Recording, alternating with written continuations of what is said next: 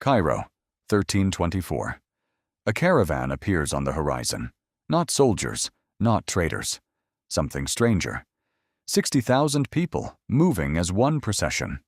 At its center, one man, wrapped in silk. Behind him, camels loaded with pure gold. Not coins, raw, unmeasured gold. He wasn't invading. He was passing through, on his way to Mecca for pilgrimage. But first, he stopped to rest and to give. He gave gold to strangers, endlessly. Within weeks, the price of gold itself collapsed. One man's generosity had broken an empire's economy. His name was Mansa Musa. And that wasn't even the strangest part of his story, because before this trip, he almost did something even stranger. Let's find out what really happened. To understand this trip, you have to understand Mali. By 1324, it was one of the richest empires alive, bigger than most of Western Europe combined. Its wealth came from one resource above all: gold. West Africa held some of the richest gold fields on Earth. Mali controlled much of that trade for generations. Gold moved north across the desert. Salt moved south. Two resources, both worth their weight, meeting in the middle. At the center of that trade stood Mali's ruler. Mansa Musa inherited the throne around 1312. Under him, the empire reached its absolute peak. Some modern estimates call him the richest person ever recorded. Richer than any monarch before or since, adjusted for scale. But wealth wasn't the only thing that defined him. Musa was also a devout Muslim, and every devout Muslim is called to make the Hajj, a pilgrimage to Mecca, at least once in a lifetime. In 1324, Musa decided it was finally time. He didn't travel light. Chroniclers describe a caravan of staggering size. Some accounts put it near 60,000 people, soldiers, officials, scholars, and enslaved attendants, all included. Camels carried food, supplies, and unmeasured stores of gold. Some accounts claim over 100 camel loads of it. This wasn't just a religious trip. It was a statement, a message to every kingdom he passed through. Look at us. The route crossed the brutal expanse of the Sahara. Weeks of desert before reaching the Nile and Cairo. By the time Musa reached Egypt, word had traveled ahead. Everyone wanted to see the Golden King of Mali. Cairo, in 1324, was one of the world's great cities, a major hub of trade, scholarship, and Islamic power. Musa stopped here to rest before the final leg. And while he rested, he gave. Constantly. Gold to officials, scholars, strangers on the street. He reportedly built a mosque just for a single Friday prayer. Every gift was lavish. Every gesture, deliberately generous. At first, Cairo's merchants must have been thrilled.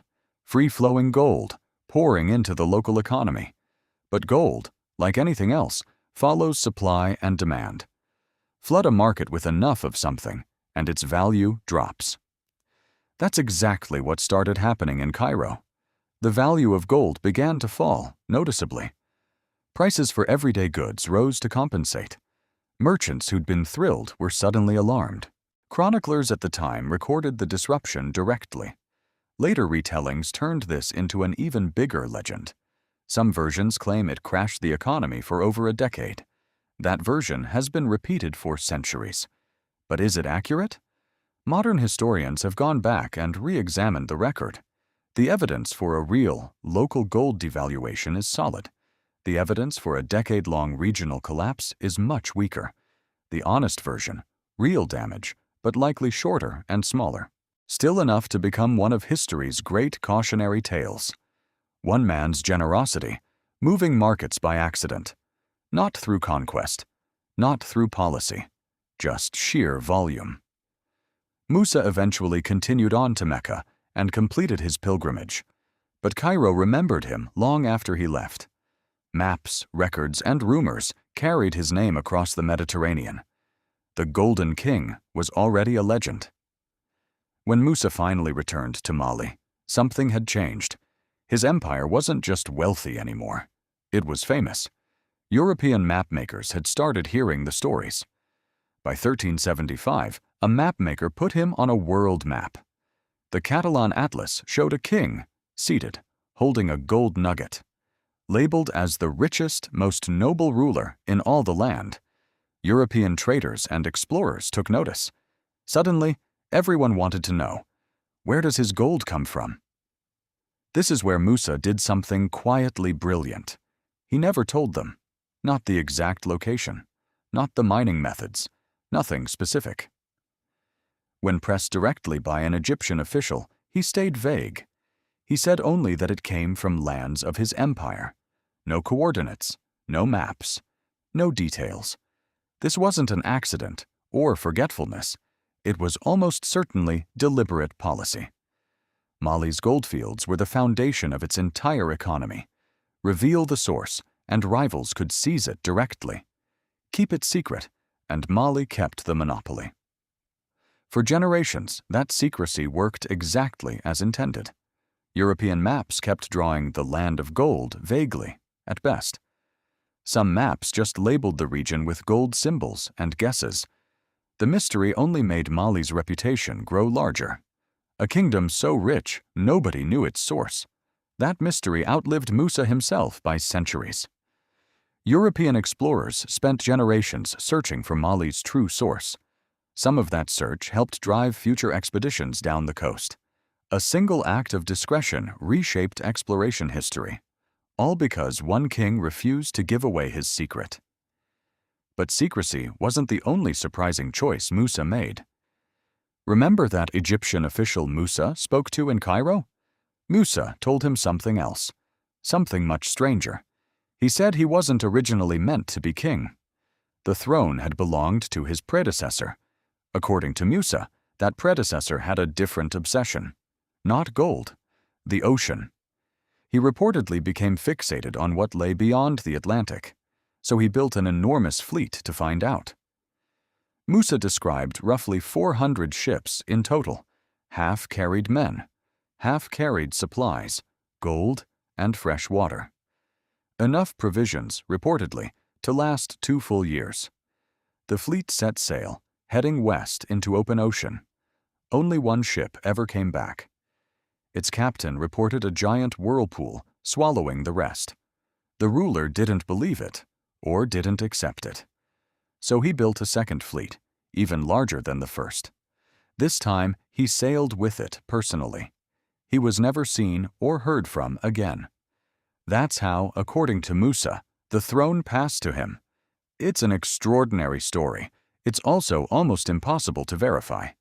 This account survives through exactly one second-hand source, a single Arab historian recording Musa's own retelling. There's no independent record, no wreckage, no confirmation. Even the predecessor's name has been garbled by history. For centuries, he's been called Abu Bakr II. But no Mansa by that exact name ever actually reigned. The title likely came from a translation error, centuries later. So did this fleet cross the Atlantic before Columbus? Maybe. There's no solid evidence that it did. There's also no solid evidence that it didn't. What we're left with is 2 remarkable stories. One, extensively documented, an empire's economy, quietly disrupted. The other, a single tantalizing second-hand legend. Both came from the same man, in the same conversation. A ruler generous enough to crash a currency by accident, and disciplined enough to protect his kingdom's greatest secret. Maybe that's the real lesson of Mansa Musa's story. Not just how much gold one man carried, but how carefully he chose what the world got to know. Some truths he gave away freely, in front of everyone. Others he kept, guarded, and let the rumors grow. 6 centuries later, we're still sorting out which was which. That, itself, might be his most lasting legacy. This is Oviora. Keep wondering.